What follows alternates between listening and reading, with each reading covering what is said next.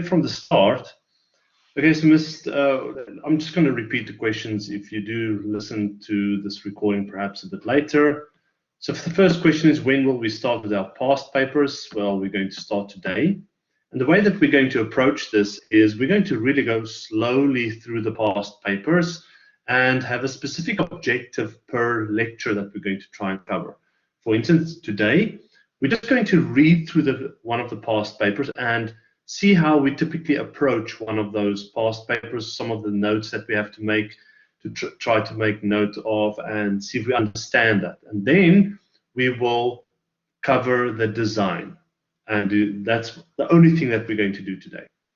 Then tomorrow we will take another aspect, which will typically be the construction of the actual project files, creating of our libraries, setting up the namespaces, and so on. And that's how I'm going to break it down. Okay, and then I'm going to take each individual aspect, such as the command line argument, and then this, and then that, and then go through each one very, very slowly, separately. There's also a question is, will we still get practicals after semester test 2? Most likely not, because I believe after semester test 2, the informatics students are writing their semester test, and we typically do not want to influence each other. Are we done covering all topics of the semester? There's perhaps one or two topics that I just need to confer with Prof. Coulter to see if we're actually going to still cover that. Things such as enumerations, for instance. There's a chance that we may include that or not, but I will have to discuss that. And then maybe just the vector classes. I believe the vector classes has already been covered, but I will, or the vector containers, so I will just confirm whether we want to do that or not. Since we are doing review from here on, does this mean we can ask any questions, even if the topic has been covered before till the end of the semester? I would suggest, please, Mr. or Mrs. Banda, that the topic be in line with whatever we are covering for that specific day. All right, if there's things that's outside what we're covering on that specific lecture, I don't want to veer too much off from the topic because it might confuse the other students. Rather ask those questions when we're going to cover that, or you can ask those questions during on the Discord server. Okay, for this semester we only do gaming.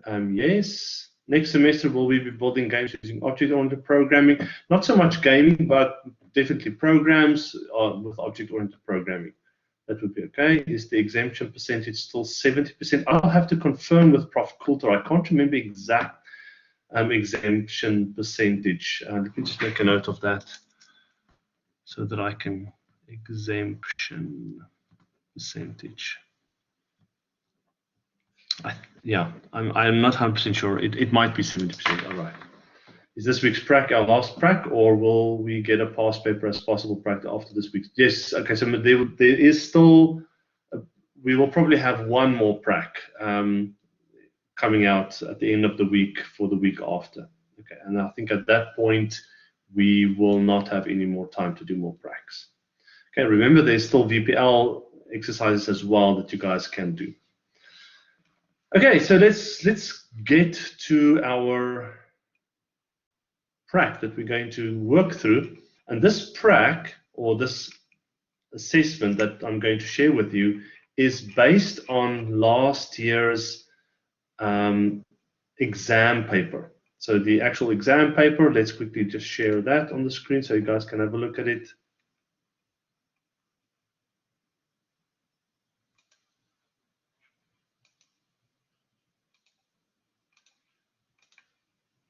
Right, so let's have a look.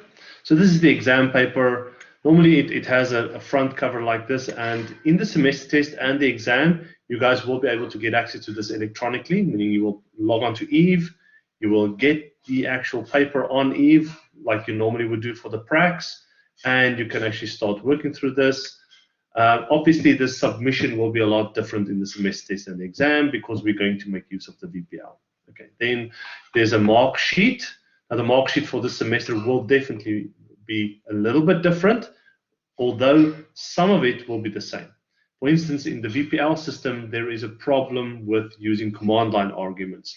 So Prof. Coulter is investigating another way in which we can simulate the command line arguments, or it will probably change slightly for the assessments. So let's go and work through the actual question paper. Now, normally when you get a question paper like this, how do you approach it? Now, there's a few things that you should always try and do.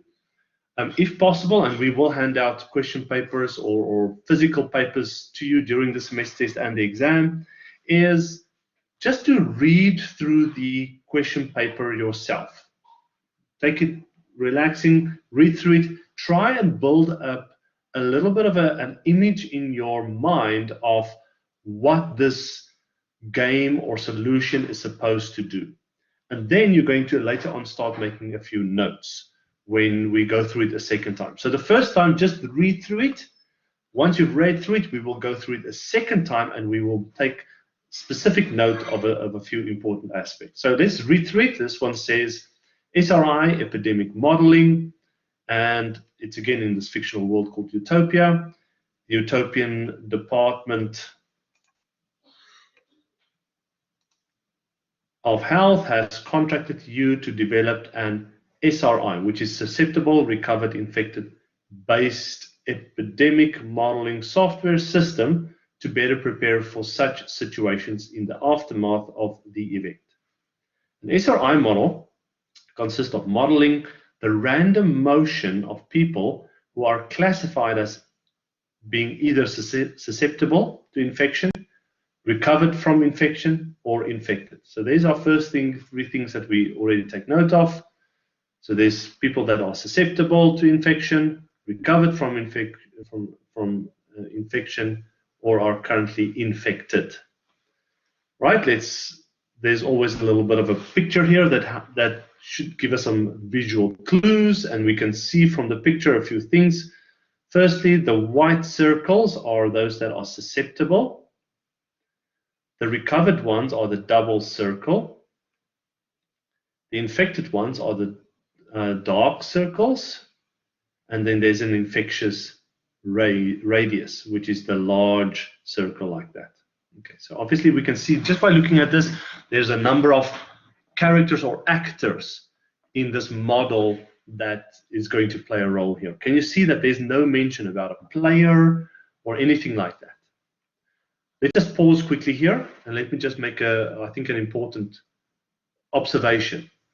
When we're going to present an exam or a semester test, you will find that there's typically two important aspects around which these semester tests or exams are based on. The first one is a typical scenario where you will have a player that interacts with the environment, meaning it moves around and so forth. The second one is where there's a kind of a simulation happening, meaning not so much user interaction moving a player around, but certain rules that would update the status of the world. And obviously, it is also possible to mix these two specific components. Your Practical 7 is a good example of where these two things are actually mixed up, where there's both a simulation, the grass that grows, the trees that infect each other, etc., and the player that moves around and interacts with the world. This specific one, at the moment, looks to me like it's a simulation component, meaning not so much a player movement type of solution or question, but more a simulation. All right, so let's resume. In the simulation, non-player characters, that means again, it just highlights the fact that there's no player in here, will randomly move through a two-dimensional area, meaning they will decide themselves how they're going to move around. Your logic must be placed in the SRI space namespace. Okay. Then, as I've mentioned during the prac lecture as well, each of these question papers has these various sections. There should always be an initialization section. And in this case, it says the size of the environment, infection chance, recovery chance, immunity chance, and the initial numbers of each type of character must be specified via the command line. Then the second important point here, all characters are initially randomly placed anywhere in the environment. Then there's a movement section. Each character independently moves one step in a random direction, including diagonals. That means it's not just up, down, left, and right, but also potentially up, right, down, right, bottom left, and top left. Okay. It is also possible for characters to stay still. So it is possible for them not to move at all. Characters may not leave the environment. I think that's kind of a rule that we've always applied in these things. And characters may not move into each other, meaning they can't merge. One shouldn't step on top of each other. Okay, so they can't occupy the same space. Then there's an update process. A susceptible recovered character, okay, so there is definitely a movement component here, but not so much from users interacting and the user itself moving the player. It's automated. The update process, a susceptible recovered character has a cumulative chance of becoming infected for each infected character with 1 square radius of each other. Okay, we'll look at the details of this a little bit later. So all we know is that a recovered character at this stage can become infected again. An infected character has a fixed chance of recovering each turn. So there's a possibility for someone to recover. Chance in the command line, when an infected character recovers, they have a fixed chance of becoming immune. So when they have recovered, there's a chance that they become immune. And if a character recovers but does not become immune, they instead become recovered. Okay, so there's different ways in which they can recover. They can either just normal recover or they can become an immune character. Then the game basically ends when either there are no infected characters, the user selects to end the simulation, and the end of the simulation, or at the end of the simulation, the system must output the average number of infections caused by each infected character over the run of the simulation. Okay, so that's the first. We've just read through it, and then we must, very important thing, normally C0, the entire design, including UML, must model the movement function. Okay, can you see it? So it's just how do we move things around? Now that you've read through it once, you take a deep breath and you're going to start on top again, and you're going to make a few important notes. Notes to self kind of thing. So let's just pause here and let's see what are the questions at this stage. All right, let's see. All right, sir. In this week's prac, our last prac, okay, we've done that, are going to code on VPL for semester test 2. I think I've answered that, yes. So if I missed out one prac, how many VPLs would it take to cover up for the marks? As many as you can. I cannot say for sure because I'm not involved with exactly how Prof. Coulter will work out those prac lectures or the practical component mark. But just missing one, it shouldn't be such a big deal. Okay, so try and get as well. You will always win if you just complete the number of VPL anyway. So how many pracs count for marks if that is the last 2 pracs? Cannot say. Please ask Prof. Coulter. He is the module, the main, let's call it the module administrator for this computer science 1, and he makes those decisions. What is the expected time you think we should take with a lot of our practicals we did? And what is the expected time you think we should take with a lot of our practicals we did? I'm not sure exactly what is meant by that. But basically, let me just rather say, try and practice these things so you can get a basic, like a P7 or a P8 or one of the past papers done within about a 3-hour period. Time slot. Are we doing a past semester test 2? Semester test 2 and exam papers are exactly the same type, so there's no difference. So will the VPL assignments help with exemption percentage? Yes, it will. It will count towards your practical mark. Can I use Google to check for meanings of words? No, you cannot go into the internet during the exam or the semester test. Ask an invigilator or a lecturer during that time. Good day, sir. Please end in the semester test on paper. I'm not sure. Is there a question? Not sure what that is. Will command lines be part of the semester test 2? Absolutely. Okay, to be done. Can you please explain cumulative chance fixed? Yeah, we'll get there. Okay, and then for semester test 2, the 3 hours include the design part 2. Absolutely. That is 3 hours from the start and until the end. That's everything for 100 marks. Okay, guys, things like cumulative chance, fixed chance, and that kind of things, we will definitely go through that just now as we go through it. In fact, we will go through those concepts when we get to that portion of the code. We will probably not get to it now.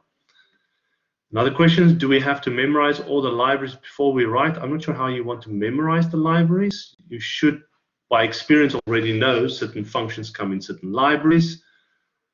So yes, you probably have to know that the random function comes in the C standard library, that the time function comes in the C time library, and so forth. How much does semester test 2 contribute towards the practical component mark? It's in the learning guide. Will extra time be allocated for submission? No, because you're doing it on VPL, it's already there. Okay, are we going to be allowed to use CamScanner for the design? No, you will hand in your paper. Because it's on campus, you will hand in your design. The design will be written out correct 100%. If so, should it be pen or pencil? Please bring a pen. Okay, whenever you write a written assessment, always write it on pen, using pen, so that you can't claim that someone has erased your work. Is it possible to create a header file in the VPL? Absolutely, it is possible, which I will demonstrate when we get to that portion.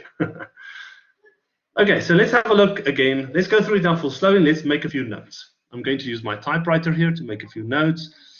Okay, there wasn't much here, but I think important here, we can see that there's susceptible, recovered, infected potential characters. So I'm just going to make a note of this. I'm going to say susceptible. So there's susceptible people. I'm going to make it red so that it stands out. These are all my notes to self. There's susceptible, there's recovered, and then there's infected. But there's something special here, and I'm just going to put a little star here because of something that I did read a little bit later on about what happens with recovered people. Okay, so I'm just going to make a note of that. So firstly, I can identify 3 different people. It's always good to try and identify the number of features that you're going to build into your world. In this example, I only see these 3 features at this point in time. Then, very important, it says that we need to put it in our SRI namespace. So I'm just going to quickly highlight that because we're going to use this when we do the actual development. It's not so much important for today, but that is something we have to take note of. Okay, let's count with the initialization how many, let's already make a note of potentially how many command line arguments we need. So the size of the environment are 2 command line arguments. That is the rows and the columns. So if you can see me now, I've got 2 fingers in my hand already open. Then the infection chance, so that's a third thing. There's a recovery chance, which is a 4th thing. There's an immunity chance, which is a 5th thing, and the initial number of each type of character. Now, if I go here to the top, there's 3 of them, so it's 5, 6, 7, 8. I counted 8 things here. Let's write them down. So it is the rows, it is the columns, it is the infection chance, it is the recovery chance, it is the immunity chance, it is the number of susceptible, it is the number of recovered, and it is the number of infected. 1, 2, 3, 4, 5, 6, 7, 8. Okay, again, this is a note for initialization, which I think is important. It helps us already think about some of the variables that we're going to create and so forth. Okay, all characters are initialized randomly, placed anywhere in the environment. Okay, we'll worry about that again later when we get to the initialization, the movement. Each character independently moves 1 step in a random direction. Okay, how many? Let's make a note there. How many directions do we have? Let's put that in as a typewriter. Okay, there are, if I count quickly, it is 1, 2, 3, 4, 5, 6, 7, 8 different directions. So 8 8 directions that a character can move into, plus 1 not moving. Remember, it says that the characters can also stay still. Right, good. Cannot move, can move into each other. Okay, we'll worry about the update a little bit later. We'll worry about the end simulation a little bit later. For now, just one thing which I think is important is this last one. At the end of the simulation, the system must output the average number of infections caused by each infected character. Now, if we take into consideration each of these different types of characters, the susceptible, the recovered, the infections ones, they can all infect someone. So we have to try and keep count of those things in some way.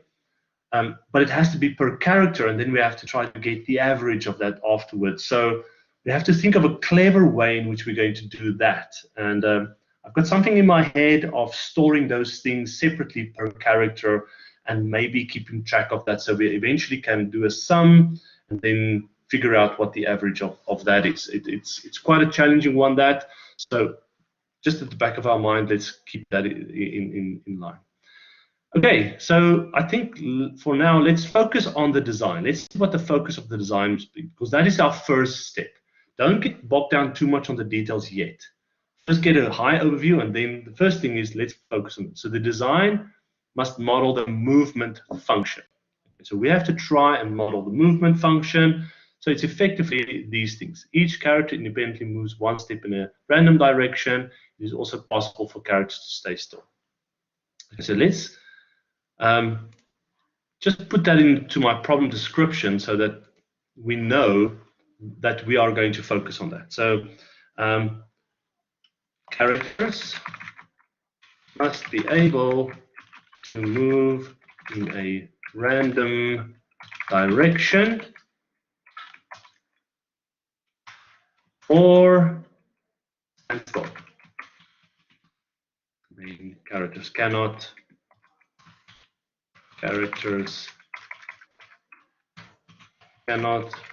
move into each other, and characters cannot move out of the...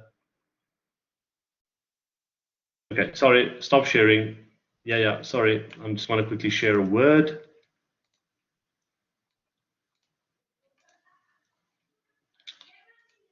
Characters can move out of the game world. Effectively, I just rewrote the movement section. Just wait for it. Okay, there we go.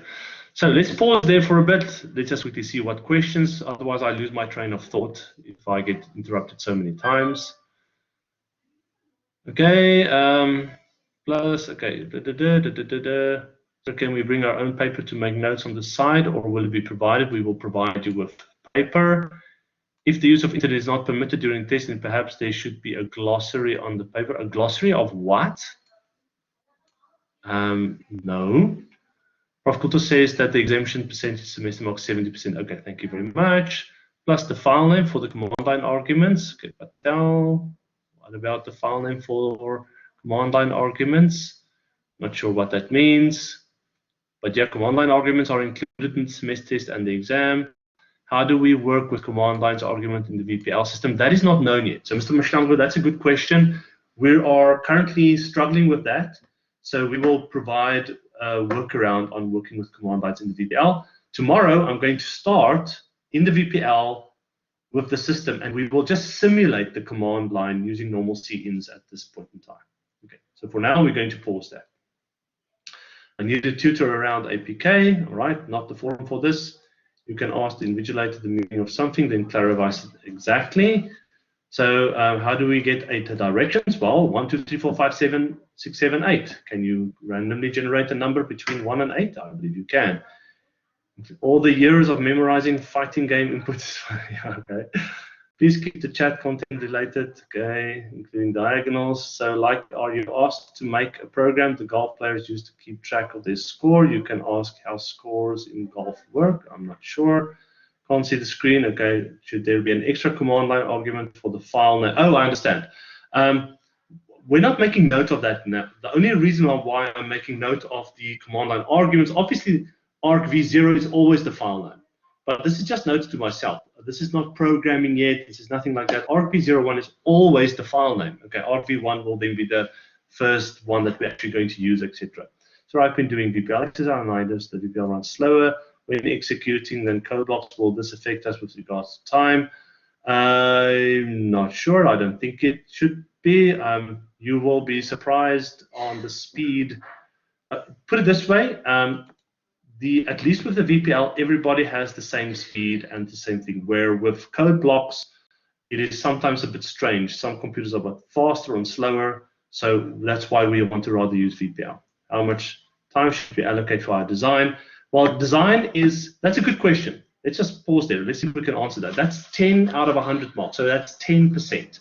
Now, if you take into account there's 180 minutes for the whole thing, that means maximum 18 minutes for the design, please.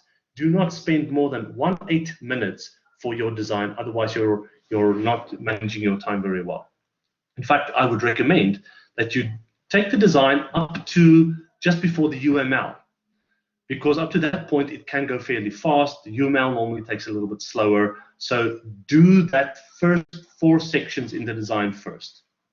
Sir, please answer my question. Not sure what your question is. We'll get there. I think I did answer it.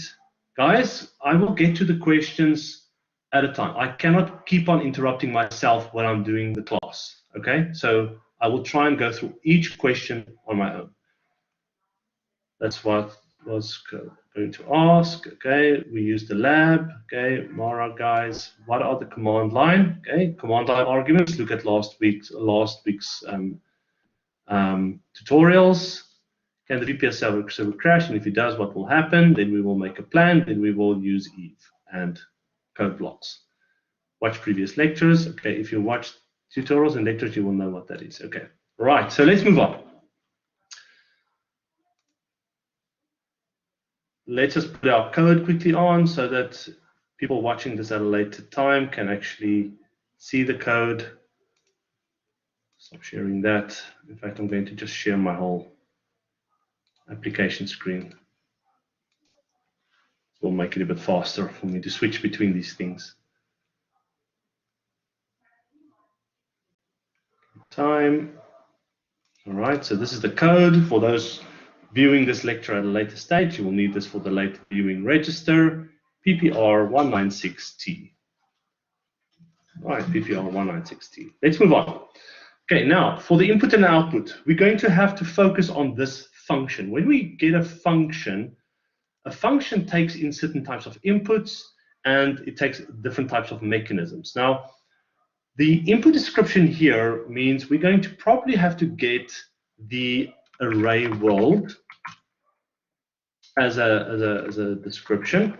So I'm just going to say array world, array of the world,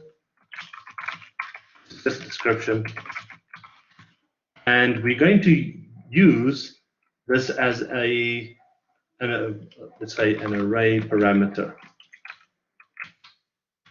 That is the mechanism. Can you see no standard input and output streams? That is the array parameter that we're going to use that comes from into the function. We also potentially, because the world will have all the characters in there, we need the number of the total rows. That's also a integer parameter. And the total columns.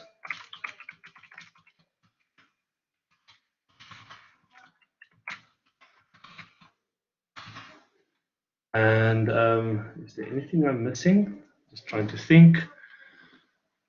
I need the rows and columns. I need the actual world. If I have that, I can then do movement. So that comes into the function. What will the function return? The function will return an updated array of the world, which will be an array reference. So it will be a reference to the array. Okay, so that's effectively the input and the output into this function. And so think of this typically as a function as move players function. What will the function return? Well, in this case, it will return that same world, but just update it. And it's going to take them in as parameters, and obviously it will return it as a, because it basically updated the array, two-dimensional arrays, because they are already in the heap of the computer, it's available for the whole functions and everybody else. That's why we just return a reference to it. Okay, so what are the data formats? Some of the variables that we're going to need inside our function itself. Obviously, there will be array world. The data type will most likely be a two-dimensional array like this. And this will be the array world. Then there will be rows. There will be an integer, total rows. Then there's columns, and this might also be an integer. This will be the total columns. Then I need some kind of direction, which is the direction indicator. So that is, for instance, from 1 to 8, 1, 2, 3, 4, 5, 6, 7, or 8, or maybe a 9 if we're standing still. So we will store the direction for a specific player in there. Then what other variables might we need? Let's just see. Okay, sorry, reload the session.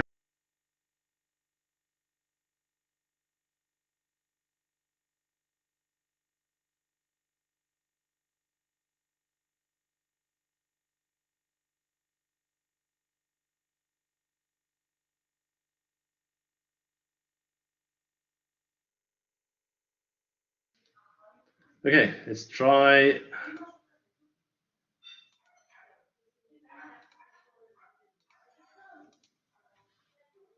I spent so much time answering questions that I don't get to what I actually wanted to do, which was the design. So I hope I'm going to have enough time still. Okay, there we go.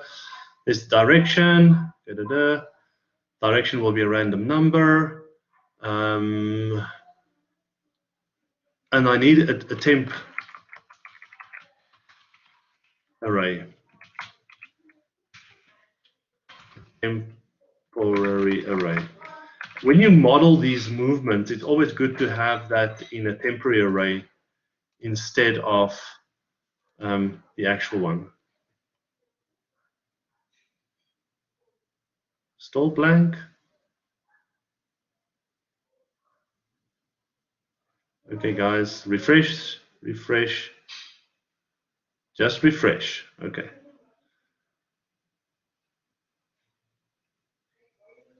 Okay, let's move on. Okay, this takes us then to our pseudocode. So we'll start with array. Let's just not underline. Will the design paper be taken after the 18 minutes? No, it will not be taken. You all have it in afterwards.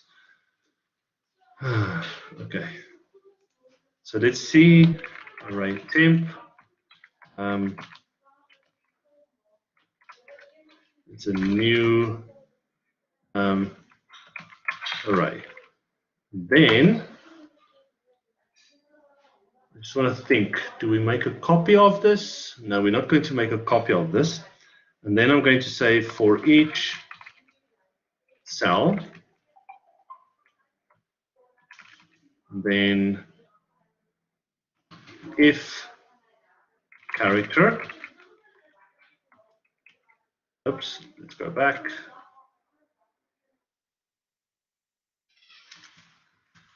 Character, then int random, a random number between 1 and 9. And then let's think. If 1, say that's up, then move character up. Let's see if we can rinse and repeat this a little bit quicker.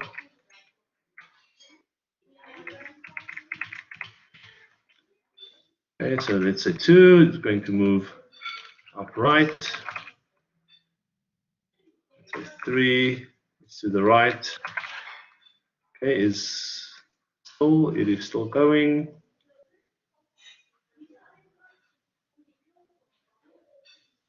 Guys, just refresh and reload your session if you can't see the screen, because everybody else can see the screen.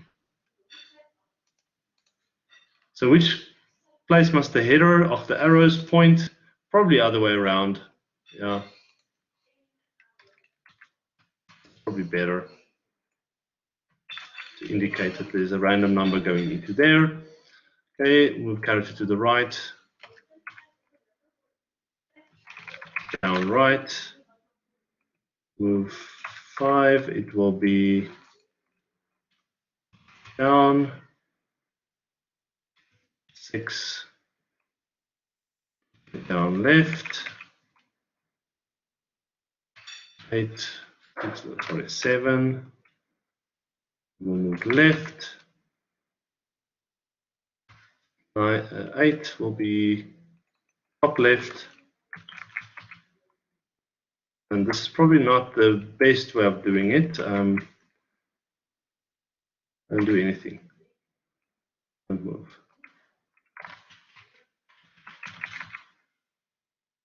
So this movement is probably not 100% right for each character. Oh my goodness. Okay. Set temporary destination. Okay, update temporary destination.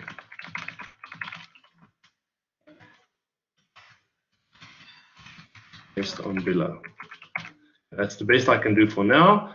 So that's what we're going to do. So effectively, we set up a temporary destination, and then if temporary destination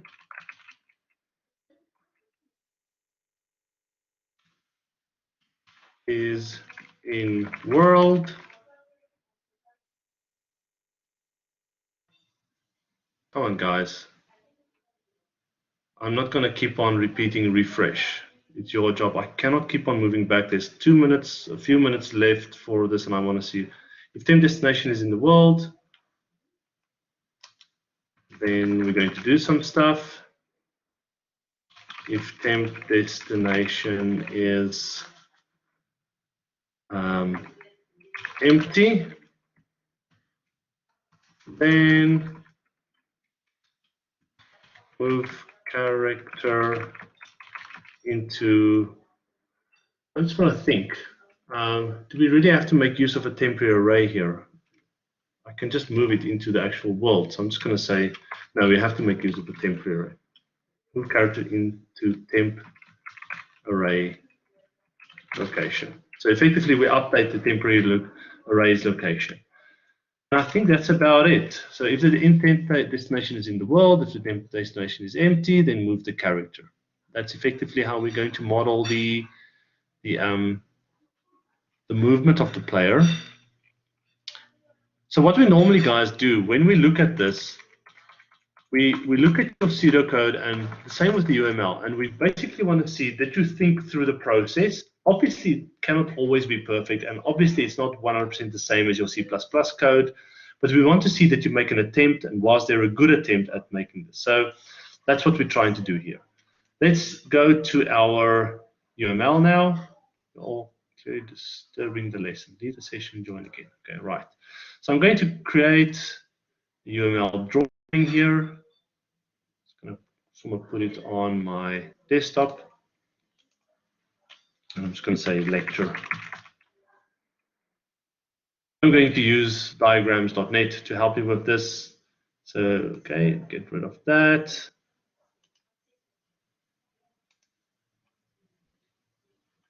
It's got some of the UML here. So I'm going to quickly see there's another place where I can get some other UML search. Okay, I'm going to switch that off, going to switch that off, going to switch that off, switch that, and UML 2.5. Okay, and apply. Okay, this should help us. Okay, so let's get our start and end going. So there's our start. Good, let's put that to the side. Now let's get an activity here. The first activity is to get, let's call it cell value. Then we're going to make a decision.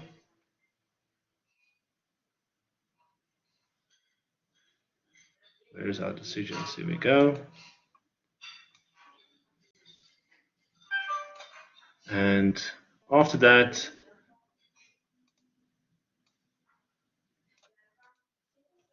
we will potentially get a new cell value, get next cell value. Now we will first ask, sorry, there's another question after this. So let's put this in here quickly. All right. I'm trying to just add words here.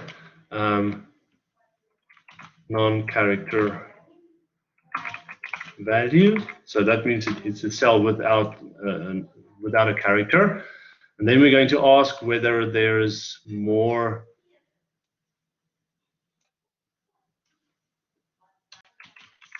cells.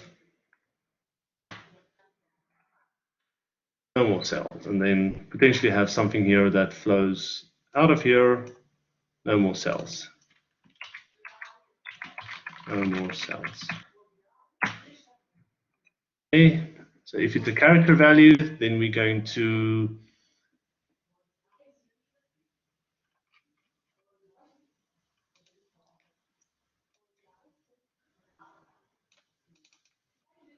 generate random movement. And then there we're going to say character value. Let's move that out of the way a little bit. Get that thing out of. Okay, so generate random movement. Then we're going to just do a test here.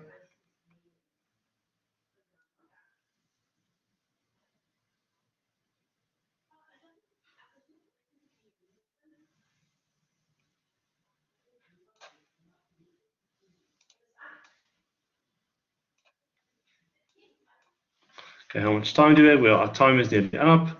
But effectively what I'm going to do after this, I'm going to ask, is the movement, is the destination in the world? Is the destination empty? I will probably just say destination empty. If it's not empty, then I'm just going to get to the next cell value. If it is empty, then I will have another activity here that will place the player in the new location, and then I'm going to ask also no more cell values, and then eventually I'm going to exit when I get to this section. Okay, there's not much time left for me to continue with this. So guys, that's it for today. Hopefully you've learned something through this process and trying to get it working. What I will do is once I finish this design, I will upload